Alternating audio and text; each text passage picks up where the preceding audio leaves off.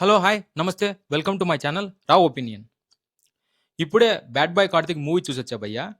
నిన్న morning and afternoon ఈ movie చూద్దామని ట్రై చేశా భయ్యా, కానీ ఆ రెండు షోస్ క్యాన్సిల్ అయ్యాయి. ఈరోజు ఆఫ్టర్నూన్ వెళ్ళా, థియేటర్లో మ్యాక్స్ 15 మెంబర్స్ మాత్రమే ఉన్నారు. అక్కడే సినిమా రిజల్ట్ అర్థమైపోయింది.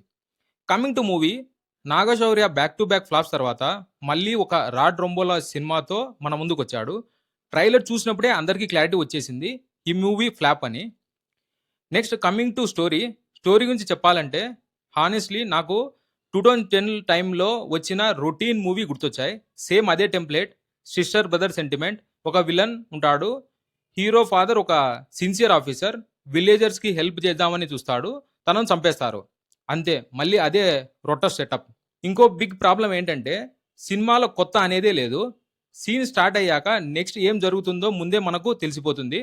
సర్ప్రైజ్ అనే ఎలిమెంటే అసలు లేదు. కమింగ్ టు ఫస్ట్ హాఫ్, ఇది ఇంకా ఎక్కువ డిసప్పాయింటింగ్.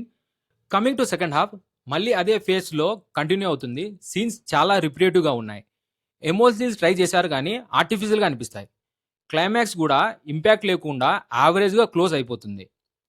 ఇంకో మేజర్ ఇష్యూ ఏంటంటే స్క్రీన్ ప్లే ఫ్లాట్గా ఉంది, హైస్ లేవు, ఎంగేజింగ్ మూమెంట్స్ అసలు లేవు.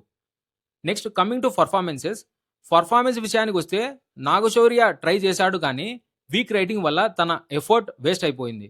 మిగతా క్యారెక్టర్ అన్ని జస్ట్ ఏదో ఉన్నాయంతే. సాయి కుమార్ గారు ఉన్న రోల్ కూడా ప్రాపర్గా యూజ్ చేయలేదు. ఆయన రేంజ్కి తగ్గట్టు ఇంపాక్ట్ లేదు. Coming to comedy track, Kishore Sudarshan ఉన్నారు కానీ ఒక్క సీన్లో కూడా మనకు నవ్వు రాదు. కంప్లీట్ ఫ్లాట్గా ఉంది.